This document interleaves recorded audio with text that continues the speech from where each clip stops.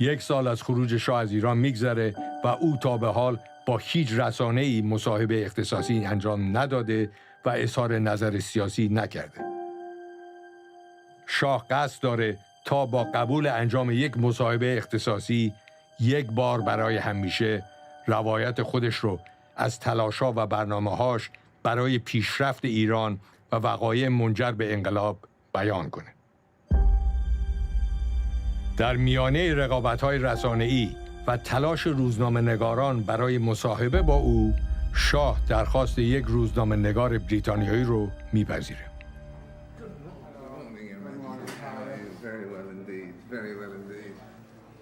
دیوید فراست که تا پیش از این چند بار در ایران با شاه گفتگو کرده بود، حالا برای انجام این مصاحبه به تنها هتل جزیره کنتدورا اومده.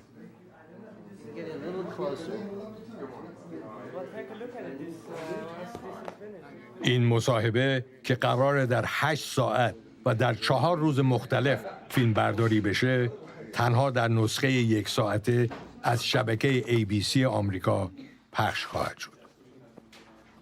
در بخش‌های پخش نشده این مصاحبه، شاه برای اولین بار ناگفته‌هایی رو از ماه‌های پایانی سلطنتش بیان می‌کنه که تا قبل از این در هیچ جا از اونها سخن نگفته بود.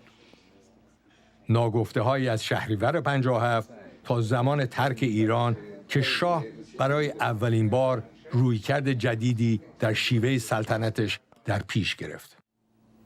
When I committed, I think, the mistake of changing the Amuzgar government and precipitate the liberalization program, I wanted to create, as I said, a coalition to form a national government representing all shades, especially the opposition people. I tried very hard, I worked very hard on that, but it did not come true. And do you think that Mr. Sharif Imami initially at the beginning did the right things or not? Well, you can say yes and you can say no, because it was surrendering on all fronts to everyone, opening the jails and giving freedom to all, and at the same time asking for martial law.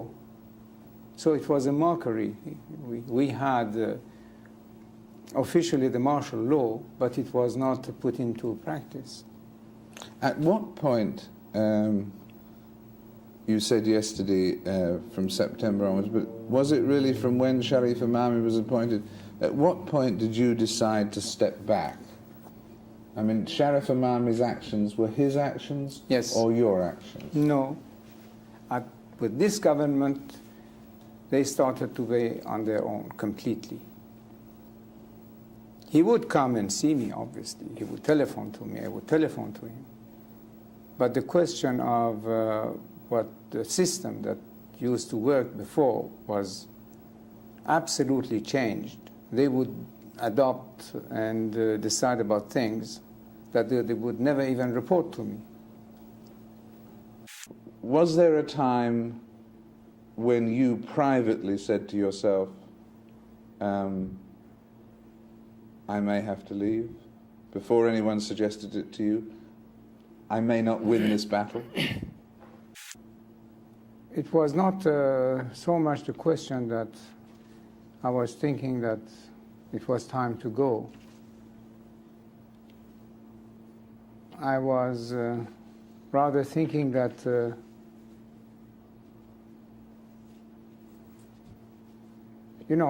like an end to something. Without thinking of going, you were thinking maybe this is the end of an era. Of something. Of me, of an era, or of something. So the question is that, so all those forces which were liberated, and we should have established this beautiful democracy, where are they today? as I said, either outside the country or in hiding. 1.5 million people, Iranians, have left the country. Not only the rich people, but the best brains of the country, the best minds of the country, they have all left. Everybody who can leave the country is leaving the country. So where are those people in the Bar Association and in other places who were promising democracy and these things? Where are they today? You ask me why they are concentrating so much against me, my person, and accusing me of mass murdering or even money manipulation, which is very far from my nature. The adopting this Nazi-like propaganda is something quite curious. It comes in the picture that the man there now, you see, he doesn't want to hear about the history of our country one day before he came back to Tehran a year ago and took over. He says the history of the country does not exist. There has not been a single good king in the history of Iran. So he thinks that the history of Iran starts with him on whatever it was, February of 1979. That's why they are concentrating so much on me, because I was the king. The history of Iran must disappear, with I as a king, with the other kings, with everything that existed before February 1979. A patriot must think of the future. I'm thinking of the year 2000. If we kept our youth and our population out of the orbit of the new technology, how could we be competitive with the rest of the world in the year 2000? Unless we are ready to fall in the category of the 5th or 6th great nations. Now they say that boys of 15 and girls of 13 could marry. Our population explosion is 3.2 already. Soon it will become, I don't know, in the category of 5 to 6%. How are they going to feed these mouths? Especially if what now is making the wheels turn somewhat, that is oil money, will be finished.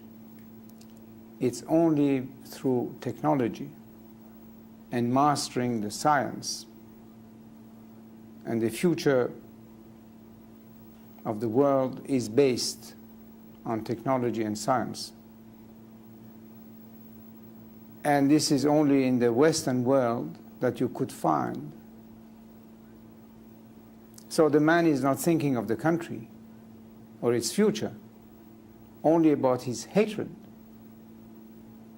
against me. I'm thinking of the country, of our people, of our future, and he just wants to destroy what I am. That's the difference. And when I tell you, Mr. Frost, that I still cannot understand, I will repeat that again. I still cannot understand what has happened.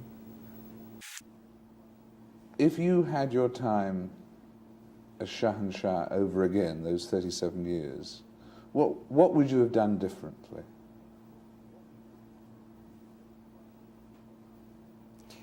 Well, now probably I will say a few things, because something went wrong, obviously. And in addition of either saying the truth or making yourself excuses and all kind of things to defend yourself against the failures, but probably in addition to all the intrigues from within and without, something had gone wrong. And this is what I think about. I have recently published a book in which I elaborate on some of these subjects, but I will tell you now that either we started a little too late the liberalization program, or we started a little too early and too fast. Either we should have started it in 1973 instead of 75 or 6, or at a time of crisis, when we were seeing that things were moving in the direction of complete chaos and anarchy, then to take our time, first to reestablish law, order, and the execution of rule, implementation of rule, and then start to liberalize again. It's one of those two things, but I was following my inner instincts. How do you think future generations of Iranians will view your 37 years? The truth and the reality of history could not be kept always in the shadows. That is impossible. Truth will come out in any case, sooner or later. And at that point, in 50 years' time, how will future Iranians judge you? 50 years, I hope it will be sooner than that. Well, whenever, I was saying, how will your people, after a period, judge you? Well, if they read history, they will see what it was before my father, what it was when I took over, and what it was when I left. Do you feel that your people let you down, or that you let your people down? First of all, when we say the people, we cannot talk about all the people. That's absolutely not true.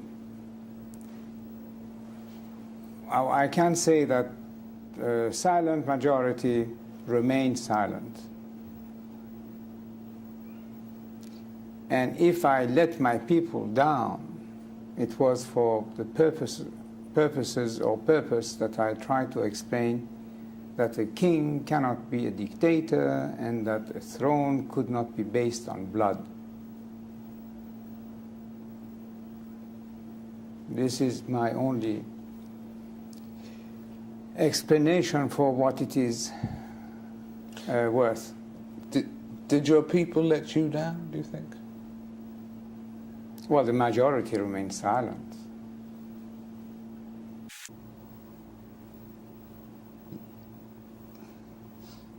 Is the worst thing about being here, thinking of your homeland? Well, here or anywhere outside my country is the same. The question is that you cannot stop thinking about your own country. What do you miss most about it? No, what I miss, or what makes me really cry, is that we could have been this year, surely by the end of '82, something quite viable. And what are we now?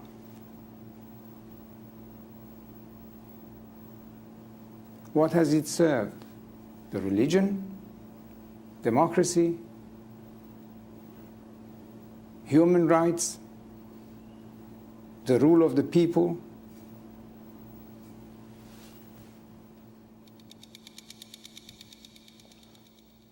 I think that's a very eloquent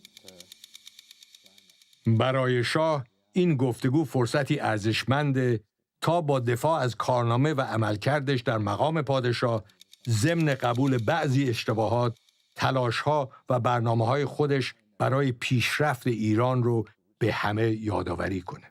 And thank you very much. Thank you very much.